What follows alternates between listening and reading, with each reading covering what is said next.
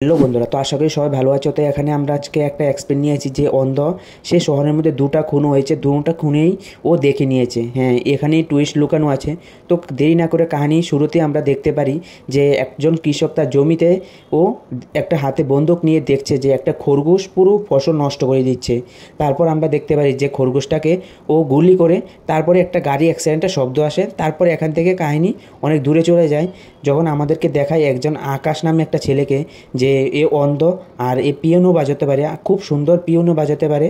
আর piano দিয়ে ও একটা কিছু, ওর নামে একটা কিছু ও বানাতে চায়। তারপর এখানে আমরা দেখতে পারি যে তার পরিবারের মধ্যে শুধু একটা বিড়ালই আছে, না হলে তার পরিবারের মধ্যে কেউই নেই। আর যেভাবে সাধারণ মানুষ যেভাবে চলে, সে তার জীবনকে এভাবেও বানিয়ে নিয়েছে। তারপর আমরা দেখতে পারি যে ওর ঘর আছে, ঘরের নিচে একটা ছেলে থাকে ওর পরিবারের সাথে, বাট্টু নামে। তাকে আসতে যাতে সবসময় ওকে ডিস্টার্ব করে, ও হাঁটার সময় ওর সামনে দিয়ে একটা দড়ি বেঁধে দেয়, মানে কোনো না কোনো রকমে ওকে ডিস্টার্ব করতে থাকে। আকাশ বলেন যে অন্ধ হলে যে কি একটা বিপদ, না কি দিন না কি রাত, কোনোটাই বোঝা যায় না। আমার তো শুধু শুধু সারা পৃথিবীর মধ্যে একটাই সাউন্ড বাজে, শুধু সঙ্গীত আমার কানের মধ্যে বাজতে থাকে। অন্ধদের দুঃখ তো সবাই জানে, কিন্তু অন্ধদের কি কি ফায়দা হয় সেটা কিন্তু সবাই জানে না। কি কি ফায়দা হয় আমি বলছি। যে কোনো কাজের মধ্যে ফোকাস, আর ফোকাস একজন কলাকার, যে কোনো মিউজিশিয়ান, যে কোনো কিছুর একজন কলাকার ফোকাসটা ওরা ভালোভাবে জানে যে যে কোনো কাজের মধ্যে একটা ফোকাস লাগানো খুবই প্রয়োজন। তারপরে আমরা একজন প্রমোদ নামের একজন অভিনেতাকে দেখি, যে এক সময় ও বড় এক অভিনেতা ছিল, কিন্তু সময়ের সাথে সাথে ও বয়স হতে চলেছে, তারপর এখান থেকে ও রিটায়ার নিয়ে নেয়। ওনার একটা বউ ছিল যার নাম হচ্ছে সিমি। ও খুব ভালো, যেভাবে ওর কথাবার্তা স্টাইল, ওদের দুজন একটা সংসারে আছে, দুজন খুব সুখে শান্তিতে ওরা সংসার করছে। আর সিম্মি ওর প্রমোদের দ্বিতীয় নম্বর বউ, কারণ আগের বউ মারা গিয়েছিল। আর তাদের যে বিয়ে করেছে, তাদের বিয়ের মাত্র এখনই 3 বছর হলো। তার কিন্তু প্রথম বউ ছিল না, কিন্তু প্রথম বউয়ের যে একটা মেয়ে আছে, সেটা কিন্তু এখানে আমরা দেখতে পাই। মেয়েটার নাম দানি। ও বাইরের দেশে থাকে, বাইরের দেশে থেকেই ও পড়াশোনা ও করছে। তারপরে আমরা দেখি সোফি নামের একটা মেয়েকে। এই মেয়েটা স্কুটার নিয়ে কোথাও ও যাচ্ছিল, তো তখন ও স্কুটার চালানোর সাথে ও কাউকে ওর স্কুটার দিয়ে ধাক্কা মেরে দেয়। কিন্তু সে ব্যক্তি একজন অন্ধ ব্যক্তি ছিল, কিন্তু আমরা পরে দেখতে পারি যে সেই ব্যক্তিটা হচ্ছে আকাশ। সোফি তাকে বলে যে আমাকে ক্ষমা করে দাও। তারপর তারা দুজনের মধ্যে কথাবার্তা হতে হতে যে আকাশ পিয়ানো খুব ভালো বাজাতে পারে। আর আমরা দেখি যে সোফির বাবা একটা রেস্টুরেন্ট আছে, তারপর সেই রেস্টুরেন্টের মধ্যে একটা পিয়ানো ছিল। তারপর সোফি ওকে নিয়ে ওই তাদের বাবার যে রেস্টুরেন্টটা আছে, রেস্টুরেন্টের মধ্যে ওকে নিয়ে ওখানে কাজ দিয়ে দেয়। তারপর সোফি তাকে জিজ্ঞাসা করে ওকে বাড়ি ছাড়ার পথে, যে তুমি অন্ধ কিভাবে হয়েছ। তখন আকাশ বলে যে ছোটোবেলায় যখন আমার বয়স 14 ছিল, তখন আমার মাথার মধ্যে একটা বল লাগে। বল লাগার পর আমার ব্রেনে অনেক কিছু হয়, তারপর আমি চোখে দেখতে পারি না। তারপরে যখন দেখি যে আকাশ ও ঘরের মধ্যে যায়, ঘরের মধ্যে গিয়ে দেখি ও চোখের থেকে ওর লেন্স খুলছে। আর মানে এখানে আকাশ অন্ধ নয়, অন্ধ হওয়ার মতো ও শুধু নাটক করছে। আকাশ দেখতে পারে, কিন্তু ও যেভাবে চলে, যেভাবে কথা বলে, ও সবাই মনে করে যে ও আন্ধা। আকাশ এইভাবে চলতো যাতে ও যে কাজ করছে, যেভাবে ও একজন মিউজিশিয়ান হতে চাইছে, সেভাবে জন্য সেই জন্য তার কাজের উপরই সেই ফোকাসটা যাতে ও করতে পারে, তাই জন্য ও অন্ধ হয়ে এভাবে চলে। কিন্তু তার যে লেন্সগুলি ছিল, লেন্সগুলি অনেক পাওয়ার ছিল, সেগুলি লাগানোর পর ও কিছুই চোখে দেখতে পারতো না। তারপরের দিন ও দেখি যে আকাশ যখন আবার সফির সাথে ও বেরোবে, ওই দিন আর ও আর চোখের যে লেন্স এগুলি আর লাগায়নি। আজও এভাবেই বেরোবে, এভাবেই ওদের সাথে ঘুরবে। তারপর দুজনের মধ্যে এখানে ওখানে যাওয়া, ঘোরাফেরা, কথা বলা, সবসময় একসাথে থাকা, তারপর দুজনের মধ্যে একটু কাছের সম্পর্কটা বেড়ে যায়। তারপর আমরা দেখতে পারি যে একদিন আকাশ রেস্টুরেন্টের মধ্যে পিয়ানো বাজাচ্ছিল, আর ওই রেস্টুরেন্টের মধ্যে প্রমোদ ছিল। তারপর প্রমোদে পিয়ানো বাজানোর শব্দ ওর খুব ভালো লাগে। আকাশ ওইখানে প্রমোদকে চিনে নিয়েছিল। তখন প্রমোদ তাকে বলে যে তার বাড়িতে গিয়ে কিছু টাইমের জন্য বাজানোর জন্য, আর তাকে কিছু অ্যাডভান্স টাকা অবধি দিয়ে দিয়েছিল প্রমোদ। তারপরে একদিন বন্ডুর শখ হয় যে আকাশ ভাই যে আছে ও চোখে দেখতে পায়, কিন্তু ও অন্ধের মতন চলে। আর ওখানে সফিরও খুব ভালো লাগছিল আকাশকে, আকাশ যে চলার স্টাইল বা ওর যে কথা বলার স্টাইল, সব কিছু ওর ভালো লাগা শুরু হয়েছিল। তারপর রাত্রিবেলা দেখি যে প্রমোদ তার বউকে বলছে যে আমি একটু ব্যাঙ্গালোর যাব, কিন্তু বউ বলছে যে আমাদের তো 3 বছর সম্পূর্ণ হবে, তুমি ওই দিন কেন যাবে। তারপর প্রমোদ বলছে যে না, যাব, গিয়ে আমি আবার চলে আসব। তারপর তার বউ মানা করে, যে নিজে মানা করে যে যেতে হবে না, কিন্তু বলে না, একটা কাজ আছে, জরুরি কাজ, আমাকে যেতে হবে। তারপর আমরা দেখি সোফি আকাশকে ওর ঘরের মধ্যে ছাড়তে এসেছে, আর বাইরে বৃষ্টি হচ্ছিল। তারপর সেও আকাশের বাড়ির মধ্যে ওই দিন থেকে যায়। তারপর আমরা আগে দেখেছিলাম যে তাদের দুজনের মধ্যে একটু ক্লোজলি কথা একটু ভালো চলে এসেছিল। তারপর ওই দিন রাতে তাদের মধ্যে একটু গুলুগুলু হয়ে গিয়েছে। তারপরের দিন আকাশ প্রমোদের ঘরের মধ্যে যায়, গিয়ে ওকে বেল বাজাচ্ছে কিন্তু কেউ দরজা খুলছে না। তারপর প্রমোদের বউ জিম্মি দরজা খুলে। তারপর জিম্মি বলে যে আজ তো প্রমোদ স্যার ঘরে নেই, কিছু ওনার কাজের জন্য ও ব্যাঙ্গালোর গিয়েছে। তারপর আকাশ বলে যে উনি আমাকে বলেছে যে আজকে আপনাদের ঘরে এসে পিয়ানো বাজানোর জন্য, কারণ আপনার বৎসরই বিবাহবার্ষিক ছিল। তাই তাদের এসব কথা শুনে তার লোকের ঘরের একজন আন্টি তারপর দরজাটা খুলে দেখে যে কে কথা বলছে বা কি বলছে। তখন প্রমোদের বউ ওকে টেনে ঘরে নিয়ে চলে আসে, মানে আকাশকে। তারপরে আমরা দেখি যে সিম্মি প্রমোদের সাথে মোবাইল দিয়ে কথা বলে যে বলছে, আকাশকে বলছে যে 10 মিনিটের মধ্যে ও আসছে। তারপর সিম্মি ওকে দেখতে শুরু করে যে ও কি পুরোপুরি অন্ধ নাকি এখানে ঢং করছে। পরে আকাশ সফিকে যে কথা বলেছিল যে ছোটোবেলায় থাকতে ওর বল লেগেছে, তারপর এখানেও সেম কথাই ওকে বলে। তারপর আকাশ যখন পিয়ানো বাজাচ্ছে তখন হঠাৎ করে দেখে যে একটা লাশের পা দেখা যাচ্ছে আর ওখানে কিছু রক্তের মতন পড়ে আছে। আকাশ এখানে ভিতরে ভিতরে খুব মানে ভয় পেয়ে যায়। তারপর কিছুক্ষণ পর সিম্মিকে বলে যে ওকে ওয়াশরুম যেতে হবে, ওয়াশরুম ওকে ছাড়ার জন্য, ওয়াশরুম কোন দিকে। তারপরে ও বাথরুমে ওকে নিয়ে যায়। তারপর বাথরুমে ঢোকার পর কিছুক্ষণের জন্য ওর যেন একটা মনের ভিতরে ভয় ছিল, ভয়টা চলে যায়। কিন্তু ও ভিতরে গিয়ে দেখে যে ভিতরের মধ্যে আরেকজন একটা মানে পুরুষ রয়েছে, যে তার হাতের মধ্যে একটা বন্দুক রয়েছে। কিন্তু এসব দেখেও ও একটা নর্মালের মতন ও ভাব করে। তারপর ও ওয়াশরুম ইউজ করার পরে যখন ও বাইরের দিকে আসে তখন হাঁটতে হাঁটতে ও দেখে যে লাশটা পড়ে আছে সেটা প্রমোদ স্যারের লাশ ছিল। তখনও আকাশ এসব কিছু দেখার পরও মনের থেকে কোনো রিয়াকশান না দিয়ে একদম শান্তভাবে ও এখানে থাকে। কারণ হচ্ছে ও অন্ধকে কোনো সময় দেখতে পারে, সো এখানেও এরকমই ঢং করছে। তারপরে আমাদেরকে এখানেও দেখানো হয় যে প্রমোদ যে ব্যাঙ্গালোর যাবে বলেছিল সেটা মিথ্যা কথা, কারণ তার বউকে ও সারপ্রাইজ দিতে চেয়েছিল। তারপর ও ঘরে এসে দেখে ওই একটা নতুন সারপ্রাইজ ওর শরীরের মধ্যে নিয়ে নিল, যে তার বউ অন্য কারোর সাথে টুটু করেছে আর কি। তারপরে আকাশ এখানে এসে বসে ও পিয়ানো বাজানো শুরু করে দেয়, কিন্তু ও একটু এরকম বুঝতে দেয়নি যে সে অন্ধ না বা অন্ধর এখানে ঢং করছে। তারপর সে দেখছে যে প্রমোদের যে লাশটা ছিল লাশটাকে একটা সুটকেসের ভিতরে ঢুকিয়ে তারপর ও হাতের থেকে ঘড়ি খুলে নেয়, ওর আংটি খুলে নেয়। তারপরে আমরা দেখি যে প্রমোদের বউ গিনি ও একটা স্পিকার নেয়, আর প্রমোদ সবসময় ও মোবাইলের মধ্যে ও রেকর্ড করে রাখতো ও কী বলছে বা এরকম।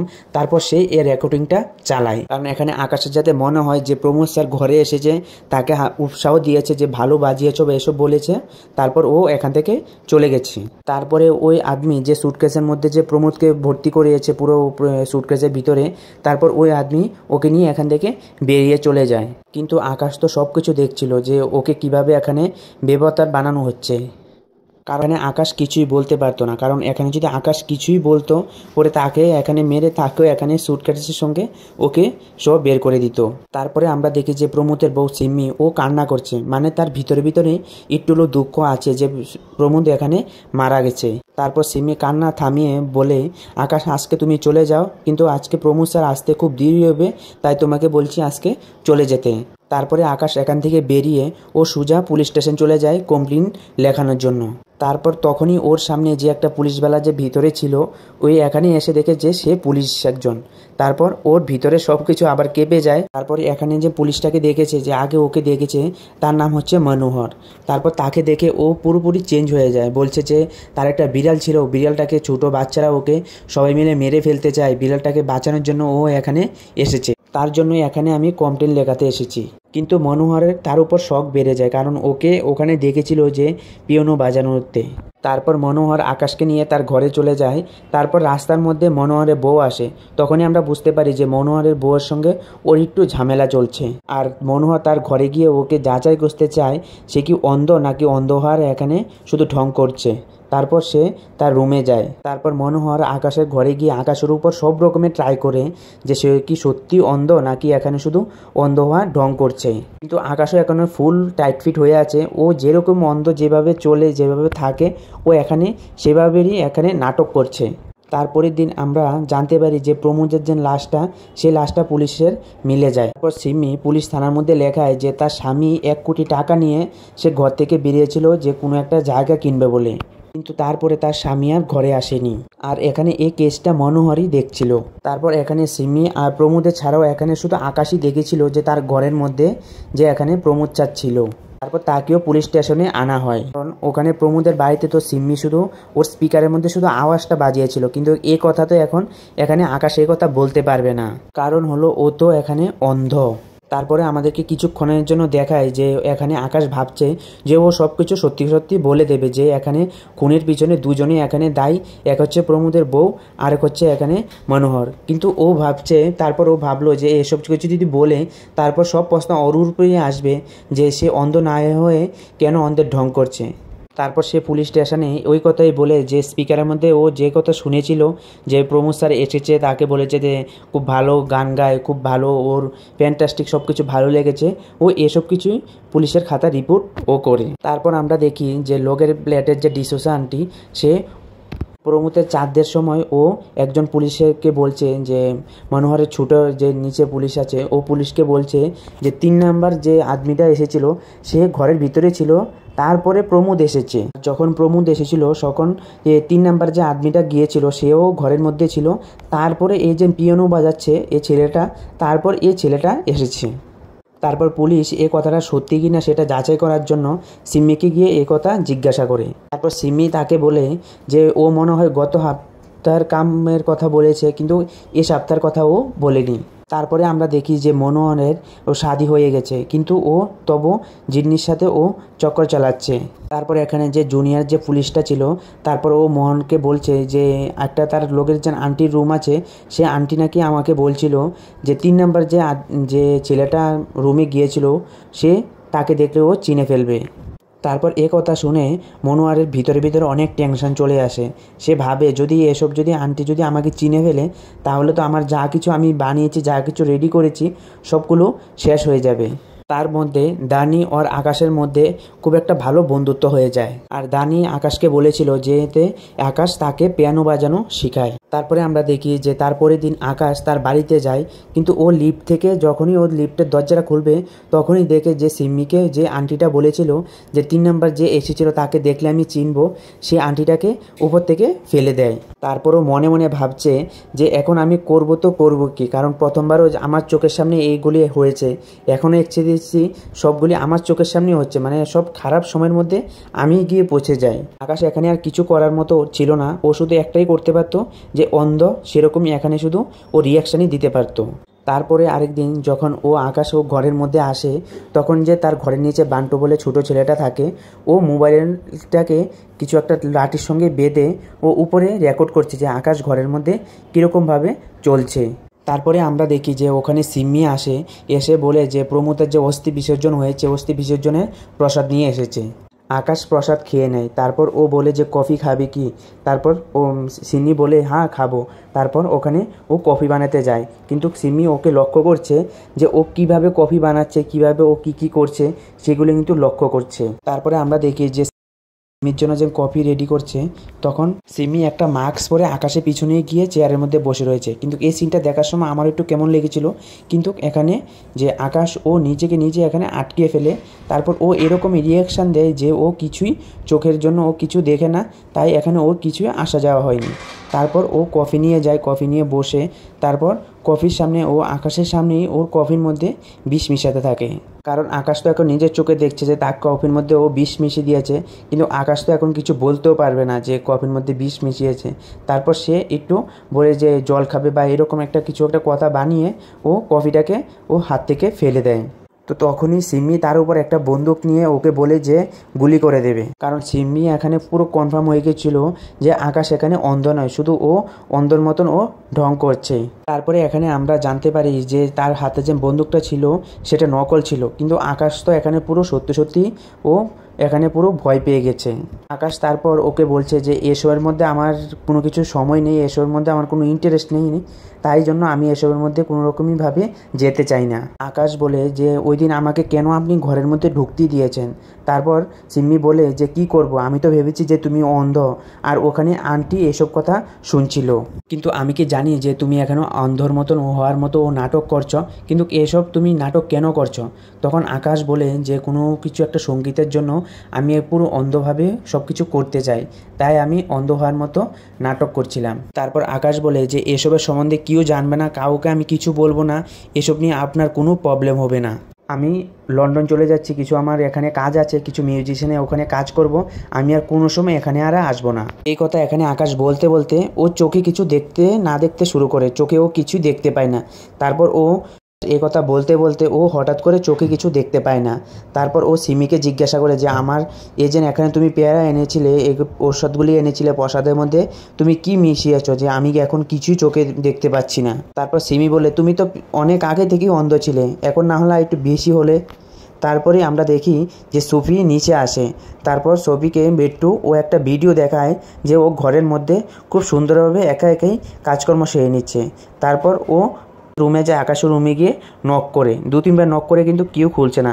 তারপর হঠাৎ করে সিম্মি এসে দরজা খুলে। তারপর দরজা খোলার সময় ও এরকমভাবে একটা ভেজ নিয়েছিল, যখন মনে হয় যে আকাশের সাথে ওর একটা কিছু গুলুগুলু চলছিল।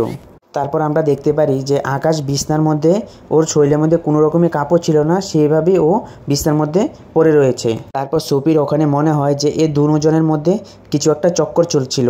তারপর সোফি সিমিকে বলে যে সে আকাশ অন্ধ নয়, ও সব দেখতে পায়, শুধু ও ঢং করে চলে। তারপর সিমি এখানে একটা উল্টাই একটা রিয়াকশান দিচ্ছে, তাই না কি এরকম বলে একটা উল্টাই একটা রিয়াকশান দিচ্ছে। তারপর আকাশের যখন ঘুম ভাঙে, তারপর ও দেখে যে ঘুম থেকে উঠে দেখে যে ও চোখে কিছুই দেখতে পাচ্ছে না। তারপর ও বুঝে যে সিম্মি তার চোখের মধ্যে কিছু না কিছু ঢেলেছে মেডিসিন, তাকে সত্যি সত্যি পুরোভাবে অন্ধ করে দিয়েছে। তারপর আকাশ সিম্মিকে বলে যে এখনই আমার চোখগুলি ঠিক করে দাও, না হলে কিন্তু আমি সত্যি সত্যি সবাইকে গিয়ে সব কিছু বলে দেবো যে তুমি ওকে প্রমোদ স্যারকে খুন করেছ। তারপর সিম্মি বলে যাও, তুমি যাকে গিয়ে বলে দাও যে সিম্মি প্রমোদ স্যারকে মেরে দিয়েছে, আর এটাও গিয়ে বলবে যে একজন অন্ধকে আবার অন্ধ করে দিয়েছে। তারপর সিমি যেতে যেতে বলে যে তুমি যে একজন কলাকার না, তুমি তো খুব মিউজিশিয়ান, এখন মিউজিশিয়ান তোমার মন যেখানে সেখানেই ঠিক করে মনটা দাও। তারপর ও যাওয়ার সময় যে নিচে ছেলেটা থাকে তার হাত থেকে মোবাইলটা নিয়ে সে ভিডিওটা ও ডিলিট করে দেয়। কারণ এখানে যদি সিমি এখানে ও বুদ্ধি করে ভিডিওটা ডিলিট করেছে যে ওর জীবনে কাউকে যেন ওইটা কোনো সময় সম্ভব না হয় যে ও কোনো সময় এক সময় ও দেখতে পারতো, মানে আকাশ। তারপরে আমরা দেখি যে আকাশ সোফিকে কল করে, তারপর কল করে সোফিকে ও অনেক কিছু বলতে শুরু করে, কিন্তু সোফি তো গিয়ে যাগুলি দেখেছে ওর মনের ভিতরে তো অনেক রাগ রুকিয়ে আছে। তারপরে সোফি ওর কলটা কেটে দেয়। তারপরে আমরা দেখি যে মনোহর ও সিমিকে বলছে যে অন্ধ দেখতে পায় না কিন্তু কথা তো বলতে পারে না, ও যদি নিউজ অ্যাঙ্কারকে গিয়ে সব কিছু বলে দেয়। তারপর সিমি বলে যে আমি তো এতগুলি করেছি, আমি শুধু এখানে মার্ডারের উপর মার্ডার করি, আর তুমি এখানে সব কিছু এভাবে রাজার মতো হয়ে বসে থাকো, আর যদি এরকমই এত কিছু থাকে তাহলে গিয়ে ওকে মেরে আসো, যাও। তারপরে ওই দিন রাত্রেবেলায় মনোহর যায় আকাশকে মারার জন্য, কিন্তু আকাশ ওখান থেকে কোনো রকম করে ও এখান থেকে বেরিয়ে চলে আসে, কিন্তু মনোহরও ওর পিছে পিছে আসে, কিন্তু ওকে আর কোথাও খুঁজে পাচ্ছিল না।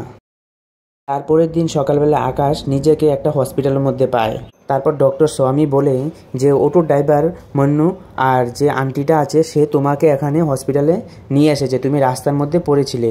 তারপর ডাক্তারকে আকাশ বলে যে এখন আমার চোখগুলি ঠিক করতে হবে, আমি কি করতে পারি। তারপর ডাক্তার বলে যে তোমার যে চোখের কর্নিয়া আছে সেগুলি পুরোপুরি নষ্ট হয়ে গেছে। এখানে মুন্নি আর যে এখানে যে অটো ড্রাইভারটা ছিল ওদের সম্পর্কে ও আকাশ আরও আগে থেকেই ও সব কিছু জানতো। তারপরে সিনে আমরা দেখতে পারি যে দুজন ভালো মানুষ না, কারণ ওকেও এখানে উঠিয়ে এনেছে যাতে ওর থেকে কিডনি দুটোটা বিক্রি করে এখান থেকে টাকা ইনকাম করতে পারে ডক্টর সোয়ামীর কাছ থেকে। তারপরে আমরা দেখি যে এই তিনজন মিলে আকাশের অপারেশন করতে যায়, ওর কিডনি বের করবে। তারপর আকাশ এখানে বুঝতে পারে যে ওকে স্ক্যানার হিসাবে বলে ওকে বলছিল যে এখানে স্ক্যান করবে ও শরীরে কী কী আছে, তারপর ওকে ট্রিটমেন্ট করাবে, কিন্তু এখানে যে কিডনির জন্য ওকে কাটবে সে কথা কিন্তু আকাশ বুঝতে পারে। তারপর আকাশ ওদেরকে বলে যে আমি তোমাদেরকে 1 কোটি টাকা দেওয়া নিয়ে কাজ করাবো, কিন্তু তোমরা আমাকে কিছু করো না, শঙ্কর ভগবানের কসম। তারপর ডক্টর ওকে বেহুশের জন্য ইঞ্জেকশন লাগিয়ে দেয়। তারপর যে তার সাথে একটা মহিলা ছিল সেই মহিলা বলে যে সে কেমনে জানে যে আমার হাতের মধ্যে শঙ্কর ভগবানের ট্যাটু আছে। তারপর যখন আকাশের পুরোপুরি হুঁশ চলে আসে তারপর ও দেখে যে তার কোনো অপারেশন হয়নি, কারণ ও এখানে 1 কোটি টাকার কথা বলেছিল যে ওকে না মারতে ও সবাইকে 1 কোটি টাকা দেবে। তারপর আকাশ তাদের দুজনের যে ছেলেটা মেয়েটা ছিল তারপর তাদের চেহারা কীরকম সব কিছু বলতে শুরু করে। তারপর মুরলির যে ওটির পিছনে যেন অটো যেন চালায়, অটোর পিছনে যে ঐশ্বরিয়া রায়ের যে ছবি আছে সেটাও বলে। আর আকাশ এসব কথা বলেছে কারণ তারা দুজন যে আছে আর ডাক্তার সহজন আছে ওরা যেন তার উপর বিশ্বাস করে। তারপরে তারা ভাবে আকাশ এখনও বুদ্ধি করে নিয়েছিল যে 1 কোটি টাকা ও কিভাবে ওদেরকে দেবে আর কিভাবে প্ল্যান করবে। তারপরের দিন দেখি যে আকাশ সিম্মির ঘরে যায়, ওর যে মেয়ে আছে ডিম্মি ওকে পিয়ানো বাজানো শেখানোর জন্য। তারপরে এখানে শেষ হওয়ার পর সিম্মি ওকে জিজ্ঞাসা করে যে তোমাকে কি আমি ঘর ছেড়ে দেব? তারপর আকাশ বলে হ্যাঁ চলেন আমাকে ছেড়ে দেন। তারপর রাস্তার মধ্যে মুরলি আর যে আন্টিটা আছে আন্টিটা মিলে রাস্তার মধ্যে একটা অটো দাঁড় করিয়ে রেখেছিল, কিন্তু এখানে সিম্মি ও ওদের কিছুই প্ল্যান বুঝেনি। তারপর এখানে বলে আকাশ জিজ্ঞাসা করে যে কি হয়েছে। তারপর সিম্মি বলে যে এখানে একটা রাস্তার মধ্যে অটো দাঁড় করিয়ে রেখেছে, অটোটা যেতে দিচ্ছে না। আর যখন সিম্মি ওখান থেকে বের হয় তখন আবার মহারকে কল করে বলে যে এখন আমি আকাশকে নিয়ে বেরোচ্ছি। তারপর ওখান থেকে ও পুলিশ থানা থেকে ও বেরিয়ে যায়। তারপর এখানে সিম্মিকে ও বেহুশ করে অটো দিয়ে ওরা যেখানে ছিল সেখানে ওকে নিয়ে আসে। তারপরে সিনে আমরা দেখি যে সিম্মি ওর গাড়ি একটা জলের মধ্যে যেখানে প্রমোদের লাশ পাওয়া গেছে সেখানেই ওর গাড়িটা ডুবে আছে, মানে সিম্মিও ওকেও কেউ মার্ডার করেছে বা ও নদীর মধ্যে ঝাঁপ দিয়ে মারা হওয়ার চেষ্টা হয়েছে বা ও মারা গেছে। তারপর আকাশ ওখান থেকেই মনোহরের বউকে কল করে, তারপর ওকে বলে যে ওকে 1 কোটি টাকা দেওয়ার জন্য, না হলে ওর যে স্বামী আছে স্বামীর নামে ও সব কিছু আরও অনেক কিছু আছে সব কিছু ও ভিডিও ভাইরাল করে দেবে বা অডিও ভাইরাল করে দেবে। তারপর ওর স্বামীর লাইফের সব কিছু শেষ হয়ে যাবে। তারপর মনোহরের বউ এখানে খুব রাগ হয়ে তাকে গুলি চালাতে শুরু করে। তারপর মনোহর বলে যে আমি কিছুই জানি না, কারণ ওর কথার মধ্যে আমি তো জানি না যে ও এত কিছু বুদ্ধি চালিয়ে চলে। আমি ওর কথার মধ্যে চলে এসেছিলাম, ঠিক আছে, কিন্তু আমি শুধু তোমাকেই ভালোবাসি। তারপর আকাশ সিম্মিকে বলে যে এখন তুমি পুরো দুনিয়ার জন্য তুমি এখানে মরে গেছো। তারপর ডাক্তার সিম্মির ব্লাড নিয়ে শরীর থেকে ব্লাড টেস্ট করার জন্য, যাতে আকাশের শরীরের সাথে ম্যাচ করে কিনা সেটা দেখার জন্য। তারপর যদি আকাশের সাথে ম্যাচ হয়ে যায় তাহলে ওদের চোখের কর্নিয়া ট্রান্সফার করা হবে। তারপর সিম্মি বলে যে ওর কাছে কোনো 1 কোটি টাকা নেই। ওই দিন মনোহর এসেছিল, ওর হাতে বন্দুক ছিল, ওর বন্দুক লেগে হত্যা হয়ে গেছে, আমি কাউকে কিছু করিনি। তারপর আকাশ বলে যে ওই আন্টিটাকে যেন ছাদের থেকে ফেলে দিয়েছেন সেটা কী ছিল, তারপর যেন আমার সাথে করলেন সেটা কী ছিল। তারপর সিম্মি বলে যে ওই আন্টিটাকে যদি আমি না মারতাম তাহলে এখানে মনোহর ও ফেসে যেত, এখানে আমরা সবাই এখানে ফেসে যেতাম, তাই ওকে আন্টিটাকে মারা হয়েছে। আর এখানে প্রমোদকে আমি মারিনি, এখানে একটা অ্যাক্সিডেন্ট হয়েছে, অ্যাক্সিডেন্টের দ্বারা ও এখানে মারা গেছে, ওকে কেউই মারিনি। তারপর আমরা দেখি যে মনোহরের যে বউ আছে বউকে ওই যে আন্টিটা আছে আন্টিটা কল করে বলে যে 1 কোটি টাকা দেওয়ার জন্য, না হলে এই ভিডিও বা এই অডিওটা ভাইরাল করে দেবে, তারপর তার স্বামীর লাইফ পুরোপুরি শেষ হয়ে যাবে। তারপর মনোহরের বউ তার কাছে বন্দুকটা দিয়ে বলে যে এজেন্ট তুমি পুরো দুনিয়াটার মধ্যে যে একটা খবর ছড়িয়েছ সে খবরটা তুমি গিয়ে বদ্ধ করো, যাও। তারপরে আমরা দেখি যে সাক্কু আর মন্নু ওকে আকাশকেও একটা হুইল চেয়ারের মধ্যে ওকে বেঁধে এখান থেকে ওরা চলে যায়, কিন্তু আকাশ বলে যে ওকে না বাঁধবে, কিন্তু ওকে এখানে বেঁধে চলে যায়। তারপরে আমরা দেখি যে মনোহরকে যে জায়গার কথা বলা হয়েছে আসতে, তারপর সে সেই জায়গায় আসে, কিন্তু সেই জায়গায় আসার পর ওকে যে টাকার ব্যাগটা যেখানে রাখতে বলেছে সেখানেই টাকার ব্যাগটা ও রেখে তারপর ও সিঁড়ি দিয়ে উপরে উঠে, তারপর উপরে উঠে দেখে যে মুরলি ওখানে আছে, তারপর ওকে গুলি মেরে দেয়। তারপর মনোহর নিচে যাওয়ার মধ্যেই ও লিফটে উঠেছে, তারপর লিফট মাঝখানে যাওয়ার সাথে সাথে সাক্কু নিচে ছিল যে আন্টিটা নিচে ছিল, তারপর আন্টিটা ওখানে সুইচ পুরো বন্ধ করে যায় লিফটের, তারপর সে ওখানেই পড়ে থাকে। তারপর ও আন্টিটা মুরলির কাছে যায়, গিয়ে বলে যে কি হয়েছে তুই, তারপর ওকে নিয়ে হসপিটাল যায়, হসপিটালে যেতে যেতে ওর মৃত্যু হয়ে যায়। তারপর ডাক্তারকে বলে যে আমার কাছে প্রচুর টাকা আছে, আমি আপনাকে টাকা দেবো। তারপর ও ব্যাগটা খুলে দেখে এখানে শুধু নকল টাকা আর শুধু কাগজের বান্ডেল। তারপরে আমরা দেখি যে এখানে আকাশকে বেঁধে রেখেছে, ওখানে সিম্মিকেও ওরা ওখানেই বেঁধে রেখেছিল। তারপর ওখানে সিম্মি বলে যে আসো আমি তোমার হাতগুলি খুলে দিচ্ছি, তারপর তুমি শুধু আমার হাত খুলতে হবে না, তুমি শুধু আমার চোখগুলি খুলে দিলেই চলবে। তারপর এখানে আস্তে আস্তে সিম্মি এসে ওকে পুরো হাতটা খুলে দেয়। তারপর ও আকাশ এসে ওর চোখের যে কাপড় লাগানো ছিল সে কাপড়টা ওখান থেকে খুলে দেয়, কারণ ও এখানে যাতে দেখে বলতে পারে সিম্মি যে এখান থেকে বেরোনোর রাস্তাটা কোথায়। তারপর সিম্মি এখানে কোনো রাস্তার কথা না বলে ও আকাশকে মারতে শুরু করে। তারপর আমরা দেখি ওখানে ডক্টর স্বামী চলে আসে। তারপর দুজন মিলে এখানে আকাশ আর ডক্টর মিলে সিম্মিকে বিহুশ করে দেয়। তারপর ওখান থেকে সিম্মিকে নিয়ে ডাক্তার আর আকাশ বেরিয়ে যায়। তারপর ডাক্তার ওকে গাড়ি দিয়ে যেতে যেতে ও ডিব্বির মধ্যে ওকে ভর্তি করে নেয়। আর গাড়ি দিয়ে যেতে যেতে ডাক্তার বলে যে এই সিম্মি আমাদের জন্য একটা খাজানা। তারপর ডাক্তার বলে যে একজন শেখের একজন মেয়ের ওর ব্লাডের ওর কিছু এখানে পজিশন আমাকে পাঠিয়েছিল, কিন্তু ওর বি পজিটিভ, যেটা সব লাখের মধ্যে একজনের হয়। তারপর এখানে আকাশ বলে কি সেটা কি আমার? তারপর বলে না না, তাহলে তুমি কোথায় থেকে 1 কোটি টাকা পাবে? কারণ এখানে আকাশকে বলেছিল যে তুমি 1 কোটি টাকা পাবে ওর থেকে। তারপর বলে না না, তুমি না হলে কোথা থেকে 1 কোটি টাকা পাবে? সেটা হচ্ছে সিম্মির। তারপর ডাক্তার বলে যে তুমি দেখেছিলে যে এমনি আমি শুধু সিম্মি ভয় পাওয়ানোর জন্য ওকে এমনি বলেছিলাম যে ওর থেকে ব্লাড নিয়েছি যে টেস্ট করার জন্য, আমি ব্যাগের মধ্যে রেখেছিলাম, কিন্তু নার্স এটাকে টেস্ট করে আমাকে পুরো রিপোর্ট পাঠিয়ে দিয়েছে। যে শেখ আছে সে আমাকে $1 মিলিয়ন দেবে, আর আমি তোমাকে 1 কোটি টাকা দেবো, কারণ তুমি আমার জীবনটা বাঁচিয়েছিলে। আর ওর চোখের কর্নিয়া যদি তোমার চোখের সাথে মিলে যায় তাহলে তখন তোমার নতুন চোখও পেয়ে যাবে। তারপরে আমরা দেখি যে শুধু গাড়ি শুধু দূরের দিকে যাচ্ছে, কোথাও থামার নাম নেই। তারপরে এখান থেকে কাহিনী 2 বছর আগে চলে যায় যে ইউরোপের। তারপরে আমরা দেখি যে সুফি ইউরোপের দেশের মধ্যেও ঘুরছে। তারপর হঠাৎ ওর চোখের মধ্যে পড়ে যে আকাশের একটা পোস্টার। তারপর ও ভিতরে গিয়ে দেখে যে রেস্টুরেন্টের মধ্যে আকাশ গান গাইছে আর সাথে সাথে পিয়ানো বাজাচ্ছে। তো ওখানে সুফি পুরো একদম হঠাৎ হয়ে যায় যে ওখানে আকাশ কি করে আসলো। তারপর আকাশ সুফিকে পুরো কাহিনী বলে যে ওর সাথে আস্তে আস্তে কি হয়েছে। তারপর আকাশ এখানে বলছে যে সে ডক্টরকে বলেছিল যে সিমিকে ছেড়ে দেওয়ার জন্য, কিন্তু ডক্টর বলছে না, ওকে ছাড়লে হবে না, কারণ ওকে ছাড়লে তুমি 1 কোটি টাকা কোথায় থেকে পাবে। তারপর ও শব্দ শুনছে যে পিছনে গাড়ি ঠক শব্দ ও বাজছে, মানে সিমি ওখান থেকে ঘুম থেকে উঠে গেছে যে বেহুশের ওকে ইঞ্জেকশন দিয়েছিল। তারপর ওখানে যায়, ওখানে গিয়ে ওই ডাক্তারকে ওখানে মেরে ফেলে। তারপর ডাক্তারকে ওখানে ফেলে সিমি এসে গাড়ি চালাতে শুরু করে। তখন আকাশ বলে যে ওকে আপনি মারবেন না, আর যদি ওর চোখ যদি আমার চোখের মধ্যে লাগান তাহলে এই চোখে দেখা না দেখা পুরোপুরি আমার সমান হয়ে যাবে। তারপরে আমরা দেখতে পারি যে সিমি এখানে খুব ভাবছে আকাশকে নিয়ে।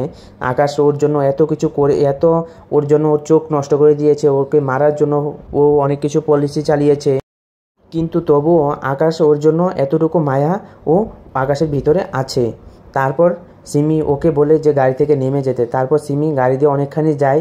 তারপর ও আবার আসে আকাশকে মারার জন্য। যখনই ও আকাশের কাছে আসলো তখন আমাদেরকে ওই সিনটা দেখানো হয়েছে যে প্রথম একজন কৃষককে দেখানো হয়েছে যে জমির মধ্যে একটা খরগোশ পুরো ক্ষেত নষ্ট করে দিচ্ছে। তারপর ওকে যেন খরগোশটাকে গুলি মারলো। তারপর খরগোশটা লাফ দিয়ে ওর কাছের যে গাড়ি যেন চালাচ্ছে গাড়ি লাইটের মধ্যে গিয়ে পড়লো, কাচের মধ্যে গিয়ে পড়লো। তারপর ওখানে ওর সিমির অ্যাক্সিডেন্ট হয়ে যায়। তারপর পুরো গাড়ি ওখানে ব্লাস্ট হয়ে যায়। তারপর ওখানে সিমির মৃত্যু হয়ে যায়। সেখানেই কাহিনী শেষ হয়ে যায়। তারপর আকাশ বলে যে ওখানে আমি কিছু বন্ধুর সহযোগিতা নিয়ে তারপর এখানে আমি এসেছি।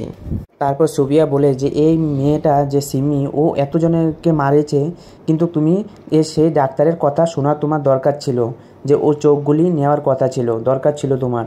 কিন্তু এখান থেকে তারপর আকাশ চলে আসে। তারপর ওকে দেখি হাঁটতে হাঁটতে ও এসে রাস্তার মধ্যে একটা ক্যান পড়া ছিল, ও লাঠিটা দিয়ে ক্যানটার মধ্যে মেরেছে। মানে আমাদেরকে বোঝানো দেওয়া হয়েছে যে সেখানেই আমাদেরকে যে ওর চোখ ঠিক হয়ে গেছে, কিন্তু এখানেও ও সেরকমভাবেই চলছে। এখানে আরেকটা জিনিস লক্ষ্য করার জিনিস হলো যে আমরা প্রথম লাস্টে থেকেই বলি যে এখানে যে আকাশ বলেছে যে কাহিনীটা সিমির যে কাহিনীটা এখানে বলেছে, কিন্তু কাহিনী শুরুতে আমরা দেখেছিলাম যে এই গাড়িটা পুরো এই গাছটাকে পার হয়ে গেছে, ঠিক আছে। কিন্তু পরের কাহিনীতে যেখানে আকাশ সোফিয়াকে কাহিনীটা বলছিল তখন গাড়িটা কিন্তু এই গাছের নিচে দাঁড় করানো ছিল। মানে এখানে ও টাকাও নিয়েছে, ওর চোখগুলিও ও নিয়েছে। এখানে তো এটা পুরোপুরি বোঝানো হয়েছে যে সোফিকে যে ও কাহিনীটা বলেছে ও নিজের মন থেকে বানিয়েই বলেছে। কারণ আমরা জানি যে আকাশের কোনো বন্ধু বান্ধব বা কোনো কেউই ছিল না যে আকাশকে এখানে লন্ডন পাঠাবে। সেখানেই এখানে আমরা বুঝতে পেরেছি যে আকাশ এখানে বাটফারি করেছে, যে ওকে বলেছে যে এরকম মানে সোফিকে যেভাবে কাহিনীটা বুঝিয়ে বললো সেভাবে কিন্তু পুরোপুরি ও এখানে মিথ্যা কথায় একটা কাহিনী বানিয়ে বলেছে। তারপরে ওর হাতের মধ্যে যে একটা রেস্টুরেন্টের যে একটা মহিলা এসে একটা লাঠি দেয়, সে লাঠির মাথার উপরে একটা খরগোশের মুখের ছিল, ঠিক আছে। মানে এইটাও কিন্তু পুরো বানানো একটা কাহিনী ওকে বলা হয়েছে, মানে পুরোপুরি একটা জাল কাহিনী। তো আপনাদের সেটা কেমন লাগলো সেটা কিন্তু কমেন্ট করে জানাতে ভুলবেন না। আর এরকম ভিডিও পেতে হলে আর এরকম স্টোরি শুনতে হলে আমাকে কমেন্ট করে জানাবেন। আপনাদের যেরকম ভিডিও ভালো লাগবে, যা রোমান্টিক হোক, থ্রিলার হোক, ক্রাইম হোক, সবগুলি আমি এক্সপ্লেন করে থাকি। তাহলে আজকের জন্য বাই। আর যদি ভিডিওটা ভালো লেগে থাকে তাহলে বন্ধুদের সাথেও শেয়ার করতে পারো। তো বাই।